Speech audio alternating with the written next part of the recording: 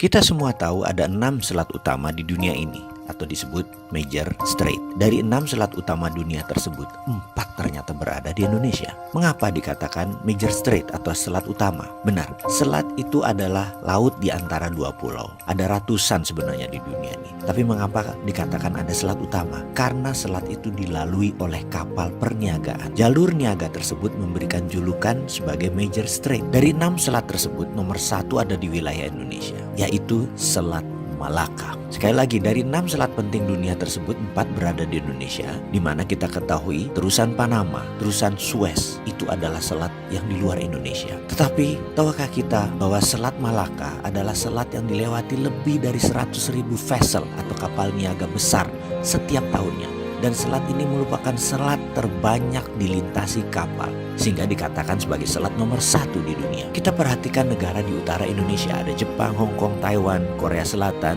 Cina, di mana semuanya adalah negara produsen besar di dunia. 20% vessel mereka ke Amerika Utara, 80% kapal niaga mereka menuju arah Asia Timur, Asia Tenggara, Afrika, dan Eropa.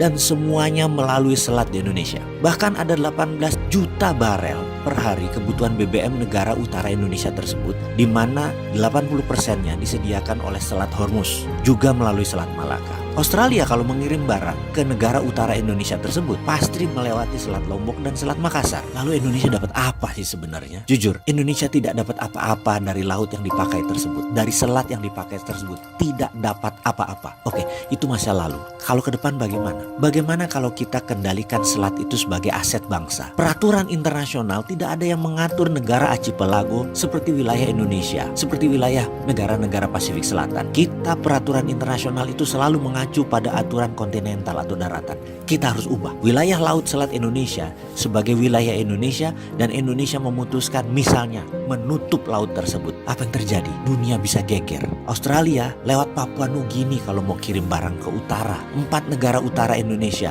Cina, Jepang, Korea, Taiwan, muter lewat Papua Nugini. Tidak usah pakai Selat Malaka. Gak bisa masuk lewat Natuna. Atau kalau mau ya melipir lewat sisi Thailand dan melipir lewat sisi Malaysia di Selat Malakanya. Pokoknya kalau mau melewati wilayah Indonesia, bayar asuransi senilai 1% dari nilai barang. Kita tahu barang yang lewat tersebut ada lebih dari 2 triliun dolar atau 2.000 billion. Jadi kalau itu kita asuransikan atau kita pajakin versi kita dengan nama asuransi, kita mendapatkan lebih dari 250 triliun per tahun. Dan ini untuk devisa negara. Akankah negara adik kuasa seperti Cina dan Amerika marah besar? Pasti. Beranikah kita melawan dan mempertahankan hak kita? Harus berani. Itu namanya revolusi.